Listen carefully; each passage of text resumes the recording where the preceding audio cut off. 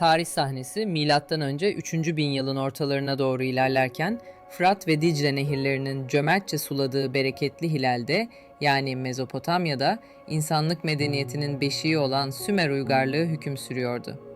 Ur, Uruk, Lagaş, Eridu ve Kiş gibi onlarca şehir devleti her biri kendi tanrısının himayesinde, kendi ensileri yani kral rahipleri tarafından yönetilen ve kendi anıtsal surlarının ardında varlığını sürdüren siyasi birimlerdi.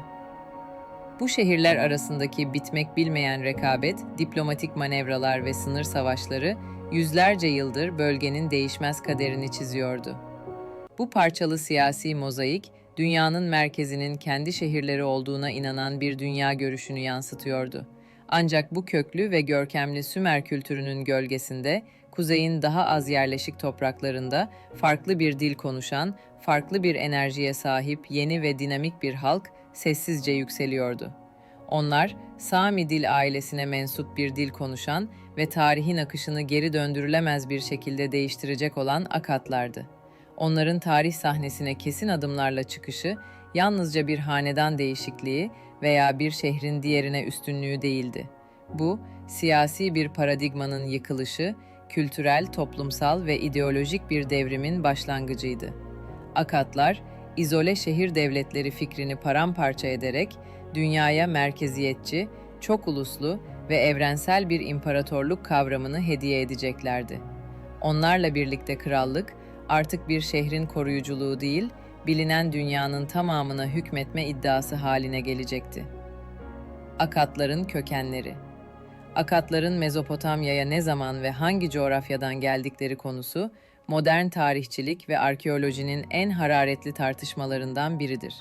En yaygın kabul gören teori, onların Arap Yarımadası veya Suriye-Filistin coğrafyasından Levant koridoru boyunca hareket eden Sami kökenli göçebe topluluklardan biri olduğunu öne sürer.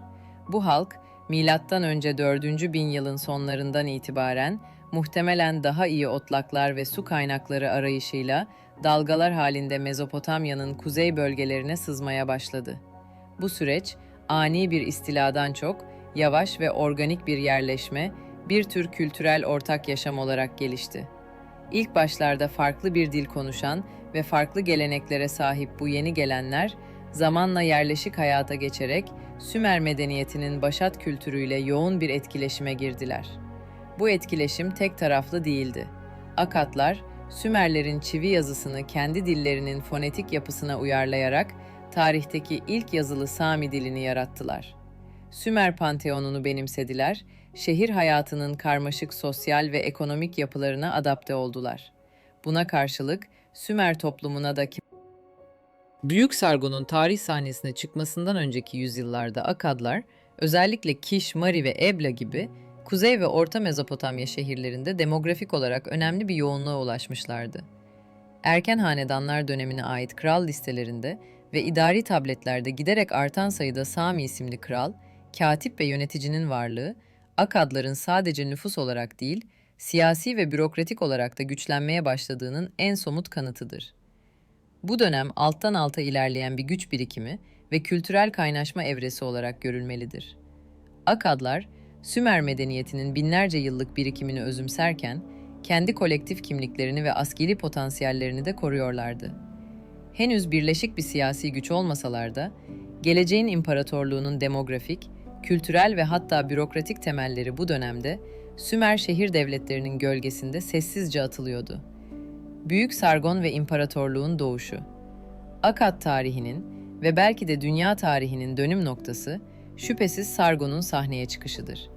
Adının Akadça anlamı, meşru kral olan bu liderin hayatı, daha sonra Musa peygamberin öyküsünde de yankılanacak efsanevi bir anlatıyla sarmalanmıştır. Neo-Asur döneminde bulunan bir menkıbeye göre, Sargon yüksek rütbeli bir rahibenin gizli bir ilişkiden doğan gayrimeşru çocuğuydu.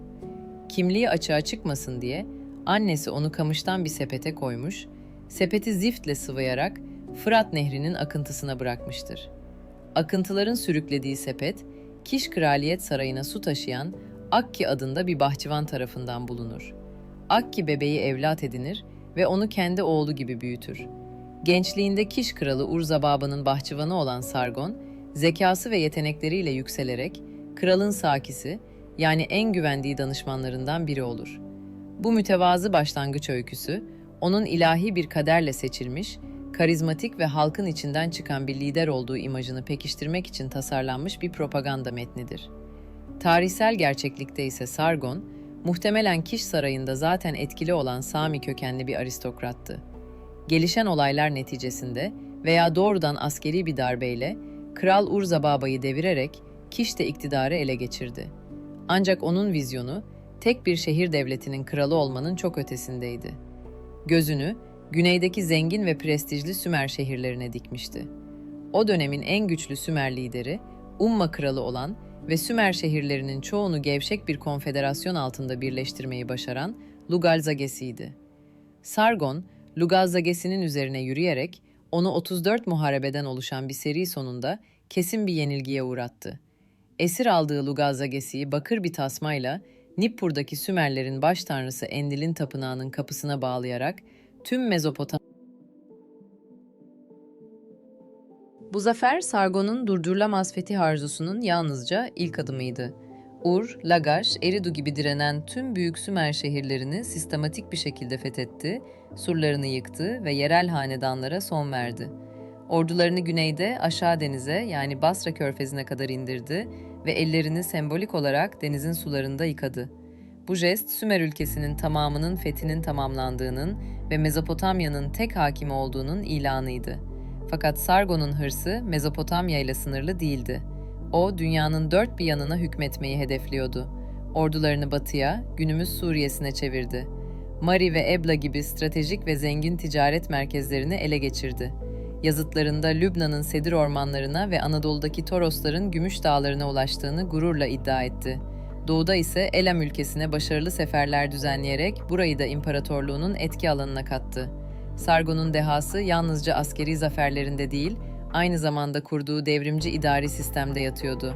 O, fethettiği şehirlerin yerel ensilerini görevden alarak yerlerine doğrudan kendisine sadık, çoğunlukla Akat kökenli valiler atadı.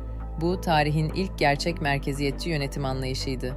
Ayrıca tarihin ilk sürekli ve profesyonel ordusunu kurdu. Sefer zamanı toplanan şehir milislerinin aksine, 5400 kişilik bu daimi ordu, imparatorluğun dört bir yanındaki isyanları hızla bastırmak için her an hazır bekleyen, kralın iradesinin nihai garantörüydü. Siyasi ve dini gücü birleştirme yönündeki stratejik dehasının en parlak örneği ise, kızı Enheduanna'yı, Sümerlerin en kutsal dini merkezi olan Ur şehrindeki Ay Tanrısı Nanna Tapınağı'na başrahibe olarak atamasıydı. Bu hamleyle güneyin dini ve kültürel kalbini kontrol altına almış oldu. Sargon sadece bir fatih değil, aynı zamanda bir devlet kurucusuydu. Kendi adıyla anılan başkenti Agade'yi kurdu ya da mevcut önemsiz bir köyü imparatorluğun görkemli merkezine dönüştürdü. Bu şehrin tam yeri bugün hala Mezopotamya arkeolojisinin en büyük gizemlerinden biri olsa da, varlığı süresince imparatorluğun atan kalbi ve gücünün somut sembolü haline geldi. 56 yıl süren olağanüstü uzun saltanatı boyunca Sargon, Mezopotamya'yı tek bir irade altında birleştirmiş ve dünyanın ilk imparatorluğunu kurarak tarihin seyrini sonsuza dek değiştirmiştir. İmparatorluğun zirvesi. Sargon'un ölümünün ardından Akkad tahtına geçen oğulları Rimuş ve Maniştus'u, babalarının kılıçla dövdüğü imparatorluğu bir arada tutabilmek için amansız bir mücadele vermek zorunda kaldılar. İmparatorluk Sargon'un ezici karizması ve askeri gücüyle ayakta duruyordu. Onun ölümü bastırılmış Sümer şehirleri için bir isyan fırsatı doğurdu. Rimuş'un 9 yıllık saltanatı neredeyse tamamen bu isyanları aşırı bir şiddetle bastırmakla geçti. Kendi yazıtları isyan eden Kazallu, Adap ve Ur gibi şehirlerde on binlerce kişinin nasıl katledildiğini, şehirlerin nasıl yerle bir edildiğini ve sağ kalanların köleleştirildiğini soğuk bir dille anlatır. Rimuş'un bu acımasız politikaları imparatorluğun toprak bütünlüğünü korumayı başarsa da muhtemelen kendi sarayındaki soyluları da karşısına almasına neden oldu ve bir saray komplosuyla öldürüldü. Yerine geçen kardeşi Maniştus'u da benzer isyanlarla uğraşmak zorunda kaldı. Ancak o aynı zamanda imparatorluğun ekonomik temellerini sağlamlaştırmaya yönelik adımlar attı. Onun döneminden günümüze ulaşan en önemli belgelerden biri olan ve bugün Louvre Müzesi'nde sergilenen Maniştusu obeliski, kralın Kuzey Mezopotamya'da geniş tarım arazilerini toplu olarak satın alıp, bu toprakları kendisine sadık Akat soylularına ve yüksek rütbeli askerlere dağıttığını detaylı bir şekilde kaydeder. Bu, eski Sümer tapınak ekonomisinin gücünü kırarak doğrudan krala bağlı yeni bir toprak sahibi seçkinler sınıfı yaratma ve imparatorluğun sadakatini güvence altına alma girişimiydi. Ne var ki Maniştusu da 15 yıllık saltanatının sonunda kardeşiyle aynı kaderi paylaştı ve bir suikasta kurban gitti. Taht, Maniştusu'nun oğlu ve Akkad İmparatorluğunu mutlak gücünün ve ihtişamının zirvesine taşıyacak olan Naram-Sin'e geçti. Naram-Sin, en az dedesi Sargon kadar hırslı, yetenekli bir komutan ve karizmatik bir liderdi. Saltanatının ilk yıllarını büyük isyan olarak bilinen ve imparatorluğun neredeyse tüm büyük şehirlerinin katıldığı devasa bir koalisyona karşı savaşarak geçirdi. Bu isyanı ezdikten sonra imparatorluğun sınırlarını daha önce görülmemiş bir genişliğe ulaştırdı. En meşhur askeri zaferi, Zagros dağlarında yaşayan savaşçı Lulubi halkına karşı kazandığı zaferdir. Bu zaferi ölümsüzleştirmek için yaptırdığı Naram-Sin zafer steli, Mezopotamya sanatının tartışmasız başyapıtlarından biridir. Bu stelde Naram-Sin, kaslı ve idealize edilmiş bir vücutla, düşmanlarının cesetlerini çiğnerken ve dağın zirvesinde tanrılara doğru yükselirken tasvir edilmiştir. Başındaki boynuzlu miğfer o zamana kadar sadece tanrılara özgü bir semboldü. Kendisine Akkad'ın tanrısı gibi yüce ünvanlar verdi. Bu geleneksel Mezopotamya dünya görüşünde bir deprem etkisi yarattı. Daha önceki krallar kendilerini tanrıların yeryüzündeki çobanları olarak görürken, Naram-Sin doğrudan tanrılık iddiasında bulunarak kraliyet gücünü mutlaklaştırdı. Bu imparatorluğun birliğini artık sadece askeri güçle değil, aynı zamanda tapınılacak tanrısal bir figür etrafında pekiştirme amacı taşıyan radikal bir ideolojik adımdı. Naram-Sin döneminde imparatorluk, Mısır sınırlarından İran'a, Basra Körfezi'nden Anadolu'ya ve belki de Ege'ye kadar uzanan en geniş sınırlarına ulaştı. Umman'daki Magan ile Bakır, Hindistan'daki Indus Vadisi uygarlığı olan Meluha ile ise kalay ve değerli taş ticareti yapıldığına dair kanıtlar mevcuttur. Akkad, Naram-Sin'in 37 yıllık yönetiminde sadece siyasi bir güç değil, aynı zamanda küresel bir ekonomik ve kültürel süpergüç konumuna yükseldi. Akkad kültürü. Akkad İmparatorluğu yalnızca kılıçla kazanılmış zaferlerden ibaret değildi. Aynı zamanda derin bir kültürel devrim yarattı. İmparatorluğun kurulmasıyla birlikte Sami kökenli Akkadca, Sümerce'nin yerini alarak Mezopotamya'nın lingua francası, yani resmi yönetim, ticaret ve diplomasi dili haline geldi. Sümer dili, kutsal metinlerin, dini ritüellerin ve entelektüel yazının dili olarak bir süre daha varlığını sürdürse de, günlük yaşamda ve devletin her kademesinde Akkadca egemen oldu. Bu Akkadcanın daha sonraki Babil ve Asur lehçeleriyle birlikte yaklaşık 2000 yıl boyunca Antik Doğu'nun uluslararası iletişim dili olmasının temelini attı. Akkad sanatı, Sümer sanatının durağan, şematik ve sembolik üslubundan radikal bir kopuşu temsil eder. Akkadlı sanatçılar daha önce görülmemiş bir dinamizm, naturalizm ve anlatı gücü geliştirdiler. Heykelcilikte ve kabartma sanatında insan anatomisine, kas yapısına, harekete ve hatta duygusal ifadelere büyük bir özen gösterildi. Naram-Sin zafer steli bu yaklaşımın zirvesidir. Stel üzerindeki figürlerin kompozisyonu, manzarayla bütünleşmesi ve kralın kahramanca yüceltilmesi, bir tarihsel anı anlatma kaygısını gösterir. Benzer şekilde dönemin silindir mühürleri de minyatür sanat eserleri niteliğindedir. Din alanında Akatlar, Sümer panteonunu ortadan kaldırmak yerine onu kendi tanrılarıyla birleştirerek senkretik yani birleştirici bir yapı oluşturdular.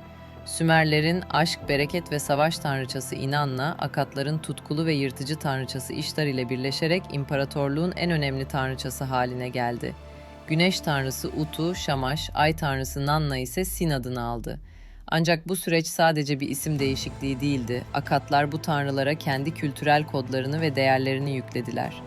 Özellikle İştar Akad döneminde imparatorluğun ve krallığın koruyucu tanrıçası olarak çok daha savaşçı, hırslı ve politik bir karaktere büründü. Bu dönemin en olağanüstü figürü ise şüphesiz Sargon'un kızı ve Ur-baş rahibesi olan Enheduanna'dır. Enheduanna sadece güçlü bir siyasi figür değil, aynı zamanda adını bildiğimiz tarihteki ilk yazar ve şairdir. Tanrıça Inanna'ya yazdığı ve kişisel duygularını, sürgün acısını, siyasi mücadelesini ve Tanrıça ile olan derin manevi bağını anlattığı lirik ilahiler, dünya edebiyatının ilk başyapıtları arasında sayılır ve Akkad kültürel sentezinin en parlak ürünleridir. Çöküş. Her görkemli yükselişin kaçınılmaz bir çöküşü vardır. Akkad İmparatorluğu'nun yıkılışı da yükselişi kadar dramatik ve çok katmanlı nedenlere dayanır. Naramsi'nin güçlü saltanatının ardından tahta geçen oğlu Şarkali-Şarri, ironik bir şekilde imparatorluğun dağılma sürecini yönetmek zorunda kaldı. İmparatorluk hem içten gelen sentrifüj kuvvetler hem de dıştan gelen acımasız baskılarla aynı anda sarsılmaya başladı.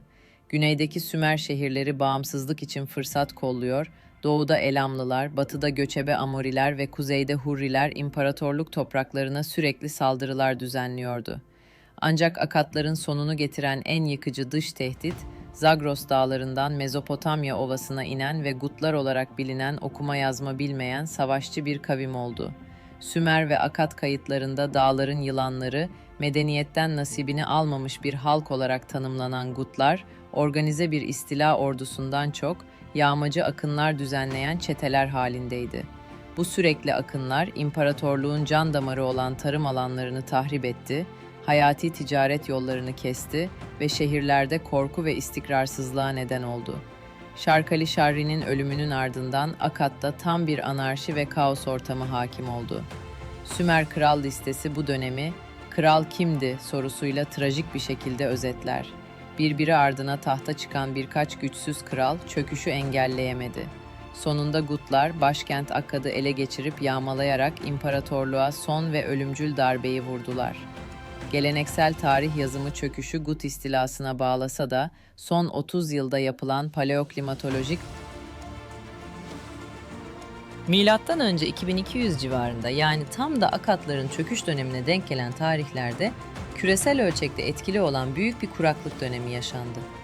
Kanıtlar bu dönemde muson rüzgarlarının zayıfladığını, bunun da Fırat ve Dicle'nin debilerini %50'ye varan oranlarda düşürdüğünü göstermektedir. Bu tarımsal üretimin çökmesi, kanalların kuruması ve geniş çaplı bir kıtlık anlamına geliyordu. Özellikle imparatorluğun tahıl ambarı olan Kuzey Mezopotamya'daki yağmura dayalı tarım yapan birçok şehrin bu dönemde aniden ve tamamen terk edildiği arkeolojik kazılarla kanıtlanmıştır. Bu büyük kuraklık, toplumsal huzursuzlukları, kitlesel göçleri ve kaynak savaşlarını tetikleyerek imparatorluğun merkezi otoritesini temelinden sarstı. Zaten kıtlık ve iç isyanlarla zayıflamış, açlıkla boğuşan bir imparatorluğun Gutlar gibi dış tehditlere karşı koyması imkansız hale gelmişti. Mezopotamyalılar ise bu büyük felaketi kendi mitolojik dilleriyle açıkladılar. Akatların çöküşünden bir süre sonra yazılan Akkad'ın Laneti adlı ünlü Sümer edebi metni, tüm bu felaketlerin nedenini tanrıların öfkesine bağlar. Metne göre kibirli tanrı kral Naram-Sin, Sümerlerin en kutsal şehri olan Nippur'daki baş tanrı Enlil'in Ekur tapınağını yağmalayarak affedilmez bir günah işlemiştir. Bu kutsala saygısızlığa öfkelenen Enlil, Akkad ülkesine ve onun başkentine lanet okumuş, bunun sonucunda ülkeye kıtlık, ölüm, toplumsal çöküş ve nihayetinde dağlardan inen Gut belası musallat olmuştur. Bu metin birebir tarihi bir gerçekten çok, Sümerlerin kendilerini ezen ve kültürlerini ikinci plana iten Akatlardan aldıkları intikamın edebi ve teolojik bir yansımasıdır. Ancak yaşanan büyük travmanın halkın kolektif hafızasında ne kadar derin ve tanrısal bir ceza olarak algılandığını göstermesi açısından paha biçilmezdir. Akatların mirası. Akkad İmparatorluğu yaklaşık 1,5 asır gibi görece kısa bir süre var olmasına rağmen tarihte silinmez bir iz bırakmıştır. Fiziksel olarak yıkılmış, başkentleri toprağın altında kaybolmuş olsa da yarattıkları siyasi ve kültürel miras, kendilerinden sonra gelen tüm Mezopotamya ve Yakın Doğu medeniyetlerini kökünden etkilemiştir. Akatların en büyük ve en kalıcı mirası, hiç şüphesiz imparatorluk fikrinin kendisidir. Onlar farklı halkları, dilleri, dinleri ve coğrafyaları tek bir merkezi otorite ve tek bir siyasi irade altında birleştiren ilk evrensel devleti kurmuşlardır. Sargon'un yarattığı merkeziyetçi yönetim, profesyonel ordu, valilik sistemi, standartlaştırılmış ağırlık ve ölçü birimleri gibi idari reformlar, daha sonraki Babil, Asur, Hitit ve hatta Pers imparatorlukları için bir prototip, bir model teşkil etmiştir. Artık siyasi hedef komşu şehre hakim olmak değil, evrenin dört bir köşesine yani bilinen tüm dünyaya dil ve kültür alanında Akatça'nın bir dünya dili olarak yükselişi, Mezopotamya'nın kültürel coğrafyasını kalıcı olarak Sami dillerinin lehine değiştirmiştir. Akat sanatı ve ikonografisi, özellikle kraliyet gücünün, askeri kahramanlığın ve tanrısallığın tasvirinde yeni standartlar belirlemiş ve bu standartlar binlerce yıl boyunca takip edilmiştir.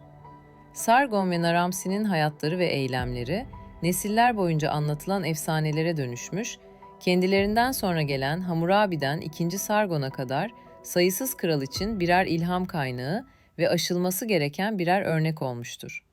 Sonuç olarak Akatlar, Sümerlerin yaktığı medeniyet meşalesini alıp, onu tüm dünyayı aydınlatma iddiasındaki bir imparatorluk ateşine dönüştüren devrimci bir halktır. Kısa ama göz kamaştırıcı tarihleri, insanlığın ilk imparatorluk deneyiminin, eşi görülmemiş başarıların, tanrılara kafa tutan bir kibrin, ekolojik ve siyasi faktörlerle gelen trajik bir çöküşün ve nihayetinde ölümsüz bir mirasın destansı öyküsüdür. Onların kayıp başkenti Akkat, hala Dicle'nin çamurlu toprakları altında arkeologlar tarafından keşfedilmeyi beklese de, kurdukları imparatorluk fikri ve krallık ideolojisi, tarihin koridorlarında yankılanmaya ve modern dünyayı bile şekillendirmeye devam etmektedir.